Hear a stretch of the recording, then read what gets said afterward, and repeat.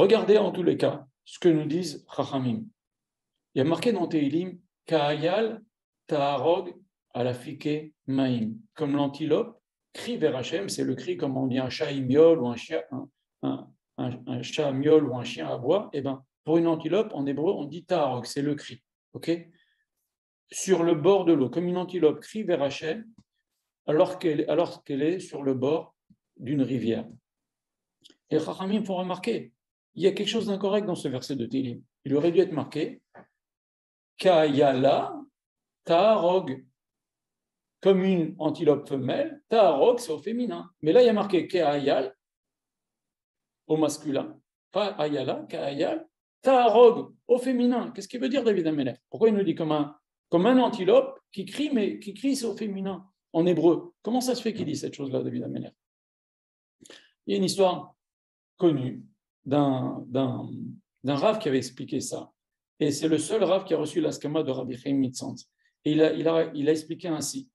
Nos Chachamim nous disent, et les Rashi aussi le dit sur place, sur Tehilim, il dit qu'en fait, que l'antilope, c'est un animal qui a bon cœur vis-à-vis de tous les autres animaux.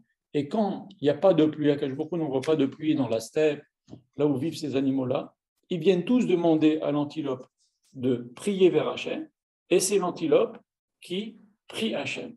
Et si, regardez ce que nous dit nos Chachamim, si cette antilope-là, qu'est-ce qu'elle peut faire?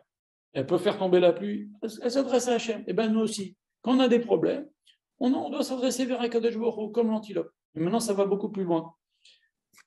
Excusez-moi. Nos Chachamim nous disent que l'antilope, elle a un problème pour accoucher, elle n'arrive pas à accoucher. Le bébé est trop gros pour sortir. Alors, Akadosh Baruch Hu, il envoie un serpent qui l'aide à accoucher. Et maintenant, la question se pose, c'est qu'est-ce qui se passe si au moment où tous les animaux viennent voir l'antilope lui dire prie Hachem pour nous, et Hachem aime bien l'antilope, c'est pour ça qu'on envoie l'antilope prier vers Hachem, prie Hachem pour nous parce qu'on a soif, ok? Et c'est juste au moment où elle est en train d'accoucher. Eh bien, le Chachamim nous disent, on apprend de ce verset de Tehilim, elle oublie qu'elle est en train d'accoucher. Elle s'occupe des autres, elle ne voit pas ses propres problèmes. Elle se fait comme un mâle. Ka'ayal, pas ayala, ka'ayal, ta'arog au féminin.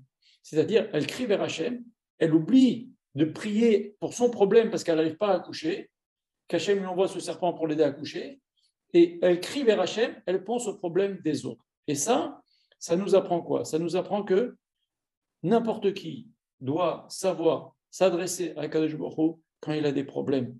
Même ces animaux-là, regardez, ils vont vers l'antilope et elle oublie ses propres problèmes pour prier pour les autres. Et ça aussi, c'est quelque chose d'important. Un dirigeant doit être capable de ça, mais même chacun d'entre nous. On doit être capable de prier pour nous, pour les autres, pas se faire du souci. Avec la tefila, on obtient beaucoup de délivrance. On va en parler maintenant. Alors,